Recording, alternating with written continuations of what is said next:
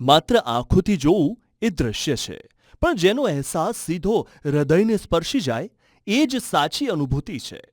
અમદાવાદનું પંડિત દીનદયાળ ઉપાધ્યાય ઓડિટોરિયમ સાક્ષી બન્યું એક એવા મહોત્સવનું જ્યાં શબ્દો મૌન થયા અને બાળકોના નિખાલસ ભાવ બોલ્યા.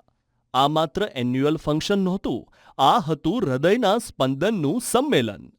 સાયન્સ સિટી સ્થિત બ્લૂમિંગ કેમ્પસ સ્કૂલ દ્વારા આ વર્ષે અનુભૂતિ થીમ પસંદ કરવામાં આવી.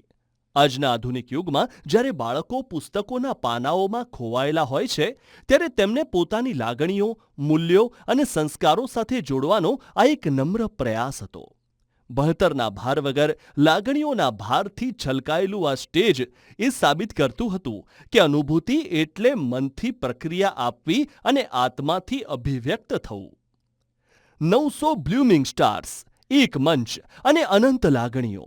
સ્ટેજ પર જ્યારે 900 ભૂલકાઓએ સંસ્કાર રેલાવ્યા, ત્યારે ઓડિટોરિયમનો ખૂણે ખૂણો ગુંજી ઉઠ્યો. કોઈના પગમાં ઘૂંઘરૂનો નાદ હતો, તો કોઈના મુખે પવિત્ર શ્લોકોનું ગાન હતું.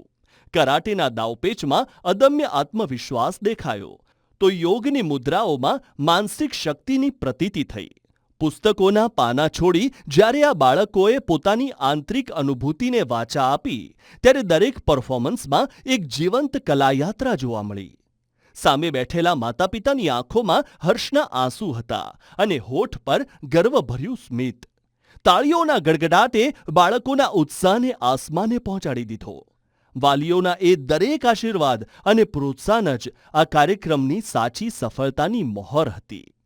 નાના ડગલા અને મોટી અનુભૂતિ, સંસ્કાર, લાગણી અને આત્મવિશ્વાસનો આ સંગમ એટલે બ્લૂમિંગ સ્કૂલ, જ્યાં શિક્ષણની સાથે સંવેદનાઓ પણ ખીલે છે, કારણ કે અહીં દરેક બાળક પોતાની રીતે ખાસ છે.